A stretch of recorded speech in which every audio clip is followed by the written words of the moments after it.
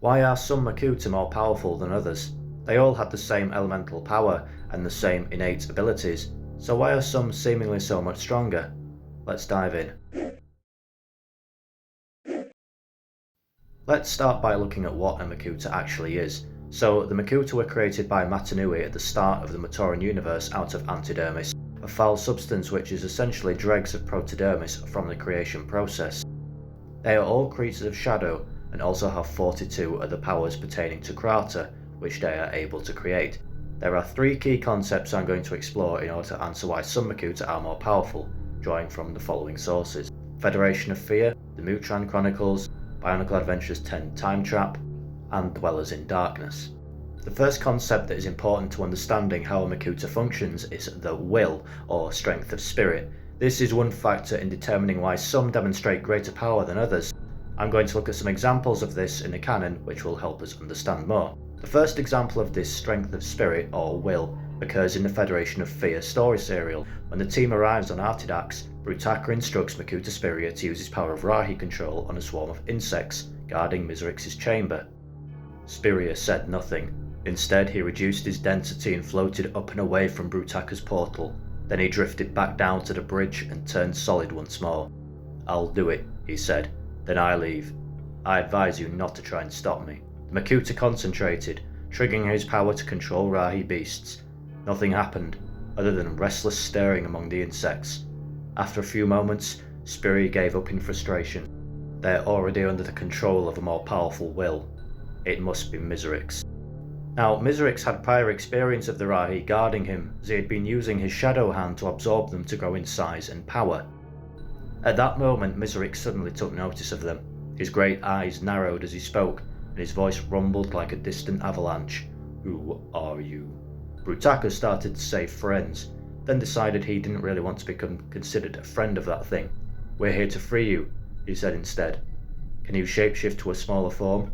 "Why would I wish to do that?" asked Miserix. "Do you know how many of these creatures I had to absorb to reach a size where their screams no longer pain me?" This tells us that Miserix took on the abilities of that which he absorbed, much like Pterodax took on the wings of Nivok. This likely gave him an edge in dominating the will of the Rahi, and explains why Miserix's will is described as being greater than that of Spiria. The more a Makuta absorbs, their will becomes cumulatively stronger, and in turn becomes easier to dominate the will of said creature or being. Miserix, fueled by rage and hatred for his former lieutenant, escapes his imprisonment and gradually becomes larger and stronger by absorbing both Makuta Spiria and the unnamed Makuta of Stelt. Let's examine another instance of a greater will in the context of Rahi control. Shortly after the Great Cataclysm, Makuta Icarax lost faith in Pterodax's leadership and his ability to carry out his grand plan. This could be attributed to Icarax's tendency for recklessness and the unpredictability he was known for, as he decided to gather an army of Manus crabs and conquer the northern continent. To reassert his authority and show his strength to the renegade Makuta, Pterodax confronted Icarax in a battle we are told lasted several days, and one that is described by Mutran as follows. The battle that followed was epic. Icarax was the better fighter, but Pterodax was more cunning. He'd allowed Icarax to pound him for hours and hours on end, until the rebels' energies were almost exhausted. Then Pterodax exerted the smallest amount of his will, and turned the Manus crabs against Icarax. With Icarax being focused on his martial prowess, which even Mutran concedes was greater than that of Pterodax, his stamina was spent, and so Pterodax was then able to use his will to turn the Manus from Icarax's control to his own. The idea of will comes up again in Time Trap, when Pterodax is explaining to Vakama the process involved when absorbing other beings. The Master of Shadows resumed walking. Vakama called after him. "As I recall, we did defeat you." "A momentary setback caused by my energies having been divided," Makuta replied. "Absorbing the Diki, Krekker and Nivok and overcoming their collective wills was more distracting than I had expected. To put it in terms your simple mind would understand, I disagreed with something I ate."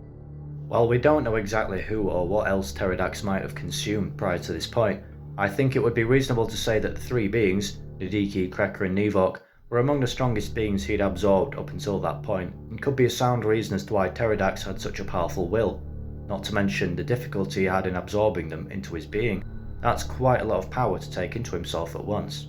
This distracting sensation Pterodax describes is, aside from the disturbing implications, part of the reason given for his inability to accurately control his shadow hand during his fight with Vakama.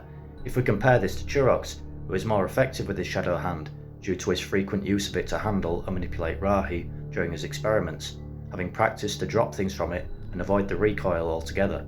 This brings us back round to particular Makuta specialising in certain areas more than others. Turox was the scientist, and through this became more effective with his shadow hand.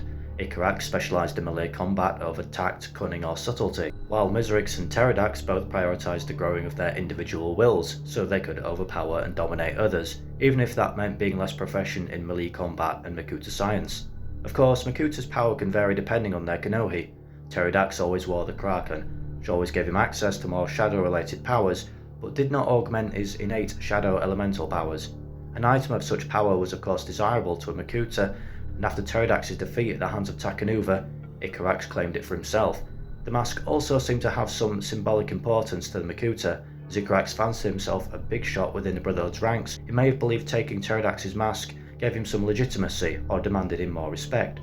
As such, the combination of a greater will, by frequent absorption of other beings, likely explains why Pterodax, boosted by his Kanohi, followed by Miserix, were the two most powerful of the Brotherhood. The more they absorbed, the easier it was to do it again. The Makuta who placed less focus on this practice of consuming other beings possessed lesser power than these two Makuta. I hope you found this video interesting. Hope to see you in the next one.